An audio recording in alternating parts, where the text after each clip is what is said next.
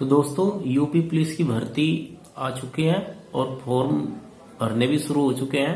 1 महीने के लगभग आपको इसमें टाइम मिलेगा फॉर्म भरने का। तो आप जल्दी से जल्दी, सबसे पहले तो आपको क्या करना है, अगर आप ओबीसी से आते हैं, ईडब्ल्यूएस से आते हैं, SC ST से आते हैं। देखो SC ST के तो लिए जो कास्ट का सर्टिफिकेट है वो आपका जो पहला बना हुआ है आपका वही चल जाएगा। लेकिन जो ओबीसी वाले बच्चे हैं और जो ईडब्ल्यूएस वाले बच्चे हैं, तो इन बच्चों के लिए क्या है, आपका जो कास्ट का सर्टिफिकेट होगा वो आपका 1 अप्रैल से 1 अप्रैल से, जैसे अभी चल रहा है 2026 शुरू हो चुका है, तो आपका जो ये होना चाहिए, क्योंकि अब फॉर्म भरे जा रहे हैं जनवरी में, तो आपका जो ये सर्टिफिकेट होना चाहिए ईडब्ल्यूएस वाला और ओबीसी का, तो 1 अप्रैल 2025 के बाद का बना होना चाहिए, उससे पुराना नहीं होना चाहिए दोस्तों। क्योंकि ये जो ओबीसी का होता है और ईडब्ल्यूएस का होता है वो 1 अप्रैल से 1 साल तक का मान्य होता है। तो आप कोशिश करिए कि नया रखिए, नहीं तो आपको बाद में ना प्रॉब्लम हो जाएगी। और उसके बाद जो मूल निवास है आपका 100 रुपये देकर वो बन जाता है। जन सेवा केंद्र वाले होते हैं तो वे हर गांव में आपके जन सेवा केंद्र है, तो जन सेवा केंद्र पे 100 रुपये दे के बना देते हैं। तो दोनों कागजों के आपके टोटल 200 रुपये लगेंगे, इसलिए आप दोनों कागज ना बिल्कुल नए बनवा लो ताकि वहां पे कुछ प्रॉब्लम ना हो। वैसे जो मूल निवास है वो अगर 1-2 साल पुराना है तो वो भी चल जाएगा, बट मैं तो कहता हूं कि आप नया ही बनवाओ।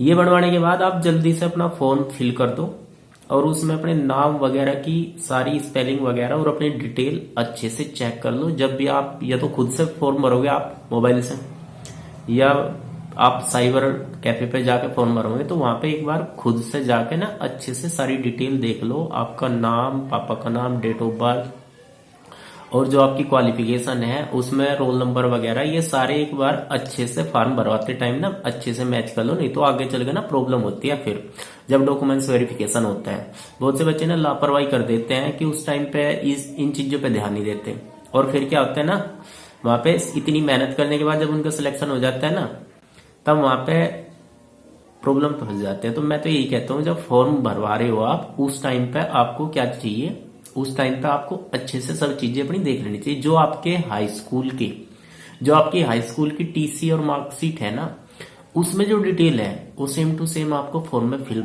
करनी है, क्योंकि हाई स्कूल की मान्य होती है। इसके बाद जैसे ही आपका फॉर्म भर जाएगा, फॉर्म भरने के बाद जल्दी से अपना फॉर्म भर के टेंशन फ्री हो जाओ। ये नहीं कि बाद में भरेंगे, ये कुछ नहीं होता, फॉर्म अपना पहले ही भर दो।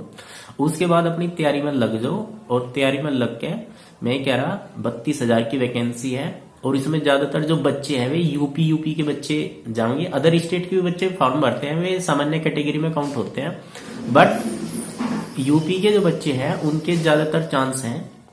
इसलिए इसमें जो आपकी हाइट मांगी जाएगी लड़कों के लिए 168 सेंटीमीटर, और जो लड़के हैं उनके लिए मांगी जाएगी 162 सेंटीमीटर, और जो ST कैटेगरी के बच्चे हैं उनके लिए हाइट है 160 सेंटीमीटर, और आपका लड़कों के लिए हाइट होगी 168 सेंटीमीटर और चेस्ट होगी 79 इंच। 5 सेंटीमीटर का संपुलाव मांगते हैं, तो उनकी 77 होती है जो ST के बच्चे होते हैं। तो अगर ये आपकी फुलफिल है कैटेगरी, अगर ज्यादा ही कम है आपकी हाइट, तो फिर तो प्रॉब्लम होगी। आप इतनी मेहनत भी करोगे और फिर वहां पे हाइट में वे निकाल ही देते हैं। अगर ज्यादा ही कम है आपकी, थोड़ा बहुत फर्क है तो चल जा, पर ज्यादा फर्क होगा तो बड़ी मुश्किल हो जाए, निकाल ही देते हैं। तो फिर अपनी तैयारी में लग जाओ, और तैयारी में लगने के लिए सबसे इम्पोर्टेंट है कि सबसे ज्यादा आप ध्यान दो मैथ पे और रीजनिंग पे। अगर मैथ और रीजनिंग के क्वेश्चन आपने सही कर दिए वहां पे जितने आ गए, क्योंकि मैथ रीजनिंग ऐसा है, बहुत से बच्चे क्या है ना, मैथ रीजनिंग में पूरे में सब पूरे क्वेश्चन सही कर देते हैं, तो वे मेरिट को हाई करते हैं। जीके जीएस में तो क्वेश्चन कैसा है, जीके जीएस में किसी बच्चे के इतने ज्यादा सही नहीं होते, जो लगभग जो एवरेज बच्चे होते हैं, जैसे 35 क्वेश्चन है तो 35 में से ज्यादातर बच्चों के हद से हद ज्यादा से ज्यादा 25 या 26-27 क्वेश्चन तक होते हैं, नहीं तो ये मान के चलो आधे क्वेश्चन करे ज्यादातर बच्चे जीएस में। जो मेरिट को हाई करते हैं 3 सब्जेक्ट करते हैं, एक तो रीजनिंग, एक मैथ और एक हिंदी। तो इसके लिए अगर मैथ है एक समझने का सब्जेक्ट, अगर आप आर्ट साइड से हो या फिर आपके पास बायोलॉजी थी या फिर आप कॉमर्स के बच्चे हो, तो आपको क्या करना पड़ेगा, यूट्यूब पे जाके अच्छे से किसी एक टीचर की वीडियो देखो, अच्छे से पहले कंसेप्ट को पूरा समझ लो और फिर उसके बाद मॉक लगाओ, दबा के मॉक दो।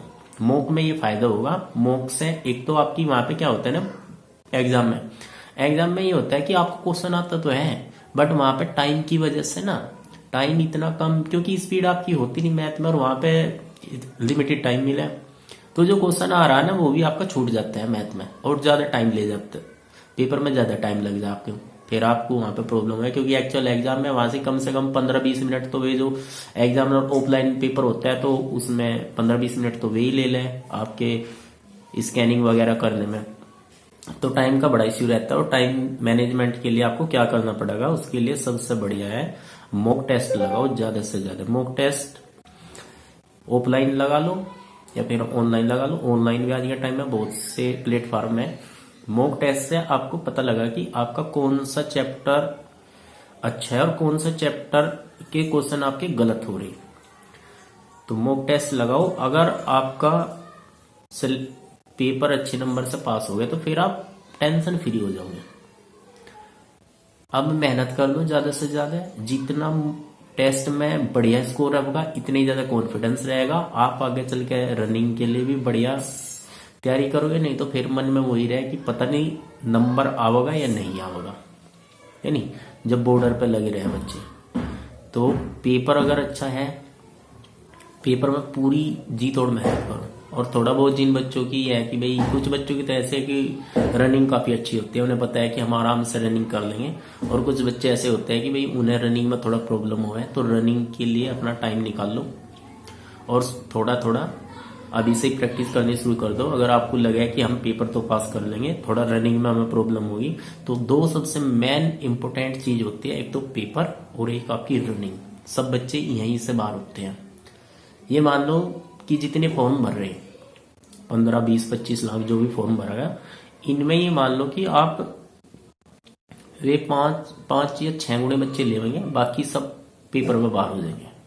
फिर उसके बाद सेकंड रेस में बाहर हो जाएंगे बच्चे। बहुत से बच्चों पर रेस हो नहीं पाती, तो रेस के लिए धीरे धीरे अपनी प्रैक्टिस करनी शुरू कर दो। तो यूपी पुलिस में सिलेक्शन लेने का यही सबसे बेस्ट तरीका है कि सबसे ज्यादा फोकस अपने पेपर पे करो। ऑफलाइन पेपर होगा तो सर मेहनत से ही नंबर आओगा, ठीक है ना। अभी से पढ़ना शुरू कर दो मैथ और रीजनिंग। मैथ रीजनिंग में जितने ज्यादा से ज्यादा आपके क्वेश्चन सही हो जाएंगे, इतने ही ज्यादा चांस है कि आप मेरिट में आ जाओगे। तो ये प्रोसेस होने चाहिए। बहुत से बच्चे क्या है ना कि पेपर पे ध्यान नहीं देते, सोचे कि पेपर तो हो जाएगा, बस वीडियो देखते रहे कि हाँ उनको अपने आप नहीं करोगे खुद से, तब तक वो क्वेश्चन आपको आएगा नहीं। और वहां पे वीडियो देखने में तो लग रहा कि हाँ समझ में आ रहा, पर खुद से करके देखो। और एक दिक्कत ये होती है, बहुत से बच्चे क्या है ना, सवाल तो कर देते हैं, सवाल तो वे कर देते हैं, बट उनको ना टाइम ज्यादा लगता है, और टाइम की